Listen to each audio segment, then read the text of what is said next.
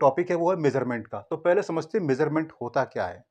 तो जैसे कि देखिए सबसे पहले तो आपको एक स्टैंडर्ड वैल्यू लेनी पड़ेगी। तो क्या है इसकी डेफिनिशन है the comparison of unknown quantity. भाई हम मेज़रमेंट करते क्यों हैं? हम मेज़रमेंट इस वजह से करते हैं क्योंकि हमें किसी चीज़ की सही वैल्यू नहीं पता है, हम उसकी मेज़रमेंट नहीं पता है कि ये कितनी है, तो हम उसको मेज़रमेंट करते हैं। तो मेज़रमेंट करने के लिए हमें कोई स्टैंडर्ड वैल्यू लेनी पड़ेगी और उसी स्टैंडर्ड वैल्यू को बोलते हैं हम लोग यूनिट। तो आपको यूनिट लेना पड़ेगा। जैसे कि आप मार्केट में जाते हो चीनी खरीदने के लिए, तो आप कहते हो हमें 5 किलो चीनी दे दो। तो दुकानदार क्या करता है 5 किलो का बाँट रखता है, एक पल्ले पर और दूसरे पल्ले पर आपकी चीनी रखता है। तो या तो 5 किलो का रखेगा और वो ऐसा भी कर सकता है कि 1-1 किलो के 5 बाँट रख दे। तो वो 1 किलो का बाँट है ना, वो एक स्टैंडर्ड है, ठीक है? तो वो स्टैंडर्ड से कंपैरिज़न कर रहा है अननोन क्वांटिटी की, और अननोन क्वांटिटी क्या है? आपकी चीनी है। ऐसे ही दूसरे आइटम भी हो सकते हैं, ठीक है? तो यही होता है मेज़रमेंट। तो क्या हुआ measurement? The comparison of unknown quantity with the known quantity is called the measurement. यानी कि नोन क्वांटिटी से कंपैरिज़न की जा रही है अननोन क्वांटिटी की कि वो कितनी है। ठीक है? इसको कहते हैं मेज़रमेंट। अब आते हैं हम लोग एक्यूरेसी और प्रिसिजन। ये बहुत कन्फ्यूज़न वाले ये टॉपिक हैं दोनों। मेज़रमेंट में खास करके किसी को अगर चलो मेज़रमेंट करना आ गया, आपने तराजू ले लिया, चीज़ को तोलना सीख गए, तो ये मेज़रमेंट नहीं है, ये तो मामूली चीज़ है, कोई भी कर सकता है। एक अनपढ़ पर्सन भी कर सकता है, जो जानता नहीं वो भी एक्सपेरिमेंट क्या कहते हैं, थोड़े बहुत एक्सपीरियंस से चीज़ें आ जाती हैं। लेकिन असल में आप इंजीनियर टेक्नीशियन अच्छा बनना चाहते हो, तो आपको इन टर्म्स की जानकारी होना बहुत ज़रूरी है। और भी चीज़ें होती हैं, लेकिन फिलहाल मैं यही टॉपिक मैं आज ले रहा हूँ। तो एक्यूरेसी और प्रिसिजन क्या होती है? देखिए एक्यूरेसी क्या होती है कि accuracy is how close a given set of measurement are to their true value। True value का मतलब क्या हुआ कि आपको मेजरमेंट करना है किसी भी चीज की, ठीक है? तो एक स्टैंडर्ड कोई चीज मान लेते हैं, मान लीजिए कि ये एक लेंथ है, ठीक है? ये कोई रॉड है इस तरीके से, और इसकी जो ट्रू वैल्यू है यानी कि टीवी किसे कहते हैं हम लोग, ट्रू वैल्यू कितनी है? 5 सेंटीमीटर है। 5 सेंटीमीटर है, मतलब ट्रू वैल्यू मतलब एक्यूरेट है बिल्कुल। आज तक के जमाने में जो भी बहुत बढ़िया इंस्ट्रूमेंट बने हुए मेजर करने के लिए, उससे इसकी वैल्यू ली गई, तो वो 5 सेंटीमीटर है, उसको बोला गया हमने ट्रू वैल्यू। अब हमारे पास इसको मेजर करने के क्या क्या हो सकते हैं, क्या क्या तरीके हो सकते हैं? एक तो हमारे पास सिंपल स्केल हो सकता है, सिंपल स्केल नंबर एक। नंबर दो vernier scale. Number three screw gauge. ठीक है, ये फिलहाल मैं 3 ले रहा हूं समझने के लिए। तो आप सिंपल स्केल बचपन से यूज कर रहे हो, ये क्या मेजर कर सकता है? कम से कम वैल्यू कितनी मेजर कर सकता है? ये कर सकता है 0.1 सेंटीमीटर। और वर्नियर स्केल, इनकी अलग अलग कैपेसिटी होती है, लेकिन फिर भी मैं एक स्टैंडर्ड वैल्यू मान लेता हूं कि जो वर्नियर स्केल है ना, वो 1 सेंटीमीटर के भी 10वें भाग को मेजर कर सकता है, मतलब 0.01 सेंटीमीटर को मेजर कर सकता है, यानी कि इसको मेजर कर सकता है। और स्क्रू गेज 0.001 सेंटीमीटर को भी मेजर कर सकता है ना? तो ये है। अब ये मैंने लिखा है 5 सेंटीमीटर, तो ट्रू वैल्यू है। अब हम समझना चाहते हैं कि एक्यूरेसी क्या है। Accuracy is how close a given set of measurement are to their true value. तो मतलब क्या है कि मैंने इस ट्रू वैल्यू को मैंने तीनों से मेजर किया, ठीक है? तो क्या निकल गया? सिंपल स्केल से मेजर किया। तो सिंपल स्केल से मेजर करने पर आया, मैं दो तीन वैल्यू ले लेता हूं, ठीक है? सिंपल स्केल से, जैसे कि ये देखो इस तरीके से कि 5.0 ये भी ले सकता हूं, 5.1 सेंटीमीटर में, ठीक है? यूनिट और लिख देता हूं, सेंटीमीटर 5.1 सेंटीमीटर और 5.2 सेंटीमीटर। ये मैंने सिंपल स्केल से इसको मेजर किया, इसी रॉड को, जबकि वास्तव में उसकी जो वैल्यू है वो 5 सेंटीमीटर है, ट्रू वैल्यू। लेकिन आई इतनी। अब मैंने देखो 5 के बाद में क्या आया? 0.0 आया। तो 0 आया तो इसको मतलब तो होता नहीं, तो मैं चाहता तो इसको मैं 5 लिख सकता था, ओनली 5, लेकिन वो गलत हो जाता। क्यों? क्योंकि सिंपल स्केल होता है ना, वो पॉइंट के 1 प्लेस तक मेजर करता है, इसलिए उसको दिखाना जरूरी होता है, ठीक है? और 1 स्केल से इसको मेजर किया तो देखो ये आया 5.01 सेंटीमीटर, 5.05 सेंटीमीटर और 5.01 या 2 मान लो सेंटीमीटर, ये आया। और इससे मेजर किया स्क्रू गेज से, तो इसकी ये आई 5.001 सेंटीमीटर, 5.002 सेंटीमीटर, 5.003 सेंटीमीटर। तो ये है, एक ही रॉड को हमने इन तीनों इंस्ट्रूमेंट से अलग अलग मेजर करके देखा, तो देखो ये वैल्यूज आए और ये सभी ठीक है, गलत कुछ भी नहीं है। ठीक है, इन सब की एक मीन वैल्यू निकाली जाती है, एवरेज वैल्यू निकाली जाती है, वो हमारी एक्सेप्टेबल होती है। जैसे कि हम लैब में करते हैं, लैब में कम से कम 5 वैल्यू तो हम लेते हैं, मैंने यहाँ 3 लिया, टाइम की वजह से लिया है। ठीक है, टाइम आपका बचे। तो ये क्या कहना चाहता है कि ये देखो, ये ट्रू वैल्यू इसकी 5 है, तो ये सारी वैल्यू 5 के आसपास ही हो सकता है कि मैं 4.9 भी ले सकता था इसको। ठीक है, तो वो भी ठीक थी।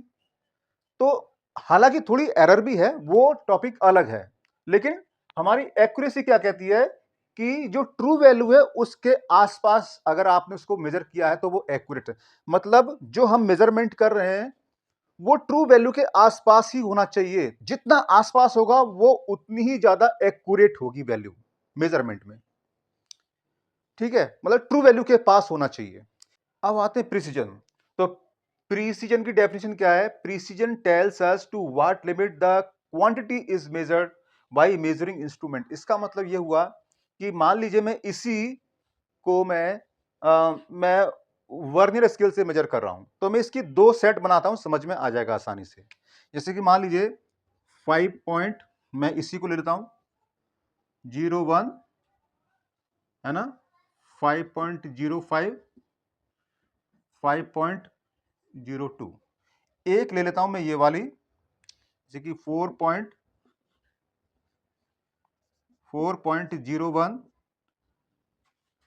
4.01, 4.03, इस तरीके से। तो हम इसमें क्या देखते हैं कि पॉइंट के बाद जो वैल्यूज है, यानी कि 0.01, 0.05, 0.02, ये सब आपस में ये थोड़ी सी दूर है। मतलब समझ रहे हो कि 0.01, 0.05, 0.02, तो ये तो पास है, इसमें ज्यादा डिफरेंस नहीं, इसमें ज्यादा डिफरेंस है, तो इसकी प्रिसीजन ठीक नहीं है। और इसको देखो 0.01, 0.01, 0.03, ये सही है, ये कुछ इससे बेहतर है।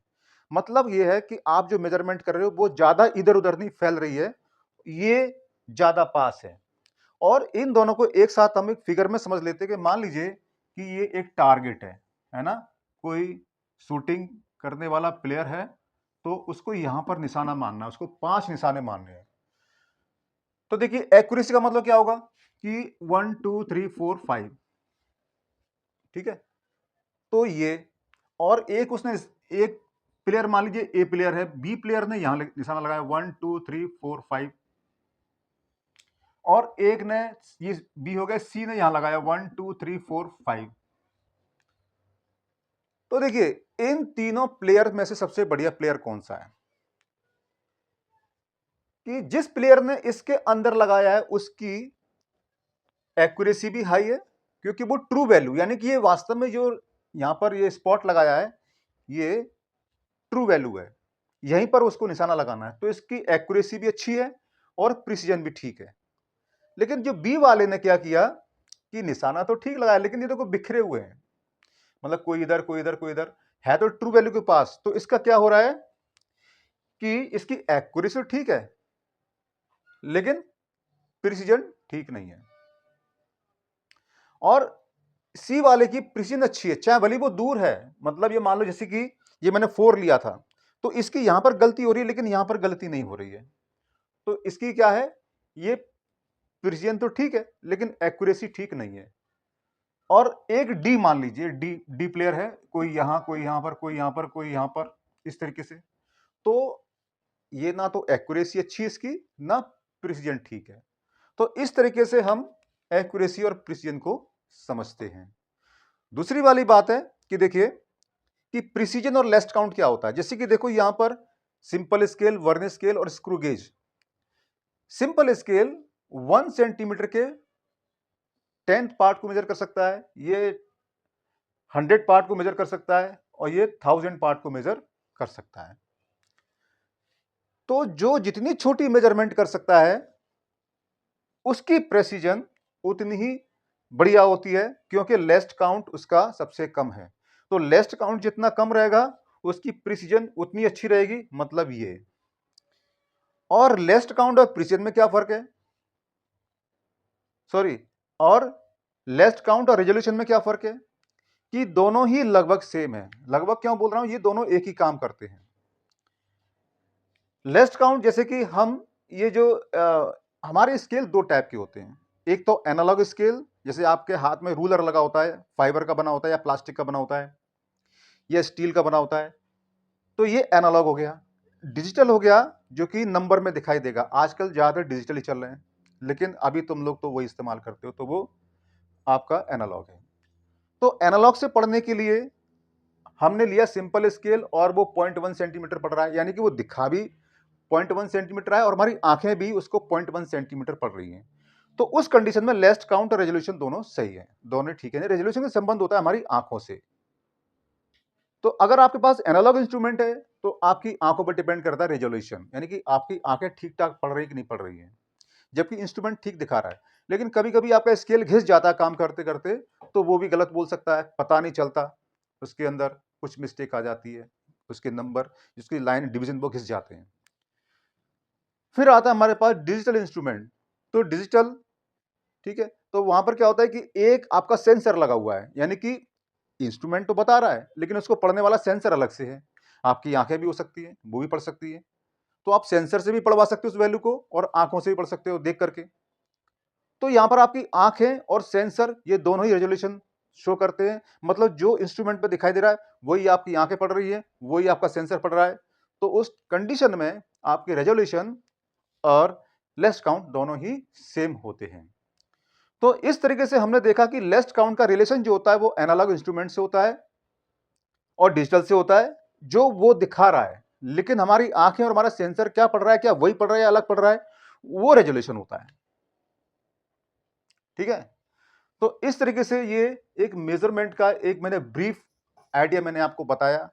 आई होप कि आपको समझ में आया होगा, और ऐसी वीडियो मैं बनाता रहता हूं और आने वाले वीडियो मेरे साथ बने रहिए। यहां तक आपका वीडियो देखने के लिए धन्यवाद, थैंक यू।